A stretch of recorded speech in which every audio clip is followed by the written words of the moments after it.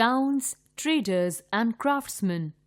During the medieval period, a large number of new towns developed in different parts of India.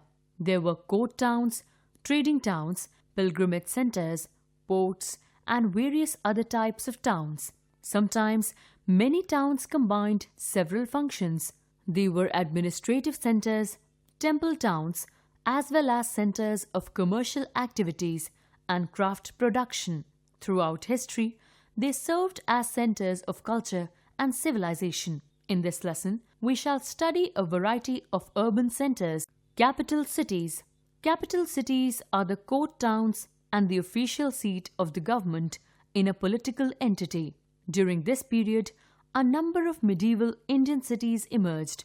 They are Delhi, Kannauj, Ajmer, etc.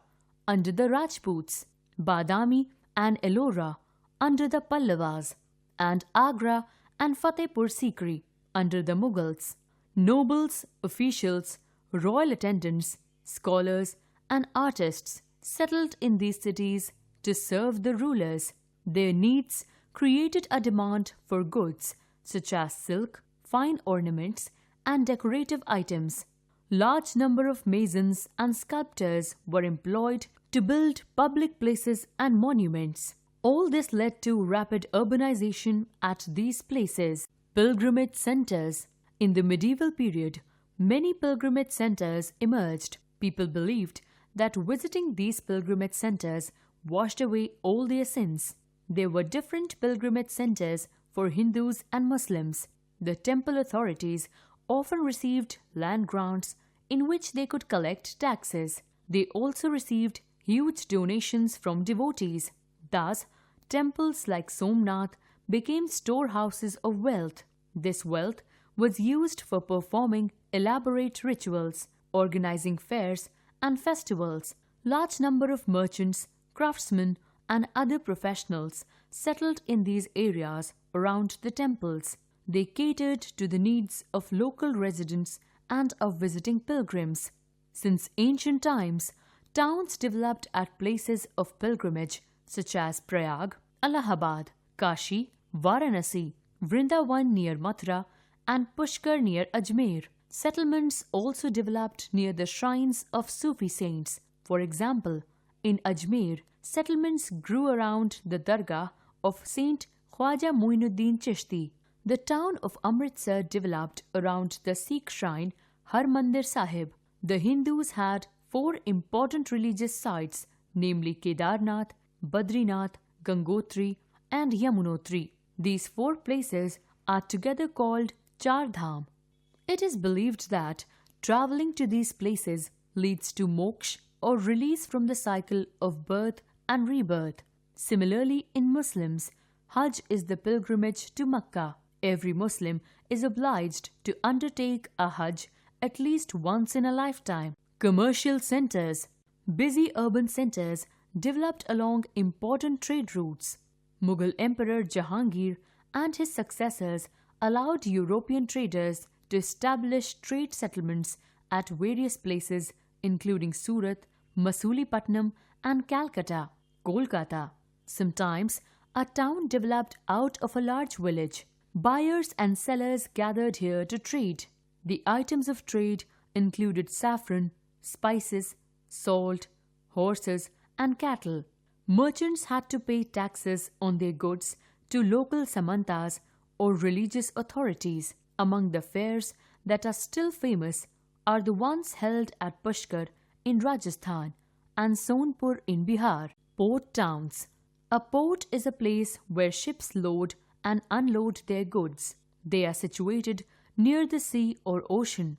In the medieval period, maritime trade and commerce developed well with the development of various seaports. Among the flourishing ports were Surat, Bharuch, and Cambay in Gujarat, Dabhol and Baikal in the Konkan coast, Calicut and Cochin on the Malabar coast, and Masulipatam, Sonargaon, and Chittagong on the eastern coast.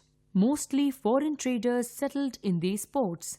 Accounts of foreign travelers contain description of the goods sold in the market. India was famous for the textiles, which formed the chief item of export. Textiles from Gujarat were exported to Arab countries and in Southeast Asia. Indian arts and crafts were patronized by Indian rulers. They were unmatched for their beauty and quality and were popular in the European countries. India also imported goods from foreign countries. The chief items of export were dry fruits and glassware from Europe, horses from Kabul, textiles like satin from West Asia, and porcelain silk from China. Merchant guilds. Merchants dealing in the same kind of goods formed guilds. Every guild laid down strict rules for its members and protected their interests. The guilds controlled the prices, quality, and distribution of goods. The use of hundis, bills of exchange, made long-distance travel trade safe.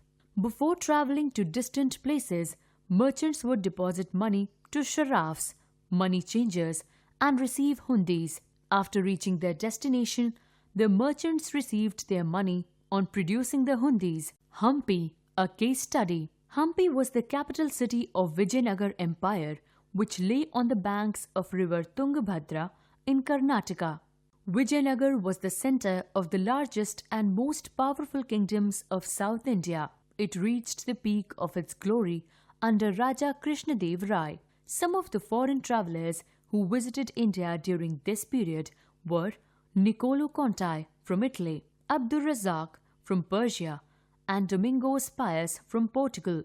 According to their description, the city was well fortified.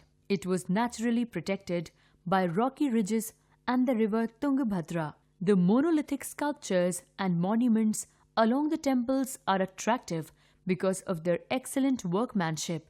The architecture found at Hampi reflects the Hindu culture and splendor of Vijayanagar Empire. The Vithala temple, which is one of the most splendid temples, is situated on the bank of river Tungabhadra. It is known for its carvings that decorate them. This temple was built during the rule of King Devrai II. The Virupaksha or the Pampapathi temple is the main center of pilgrimage at Hampi. This temple is in ruins, but people still worship Lord Shiva here. The temple was renovated by Raja Krishnadev Rai. The temple has several mandapas with paintings on the walls. The Karnataka government organizes Vijayanagar festival in December every year. The temples were also considered as cultural centers that promoted sculpture, painting, dance, literature, and devotional music. The remains of rows of shops on either side of the road leading to the temple suggest that temples were possibly a center of commerce as well. The glory of Vijayanagar came to an end in 1565 CE, when its rulers were defeated in battle by the combined forces of Bijapur, Golconda, and Ahmednagar. The city was plundered and destroyed.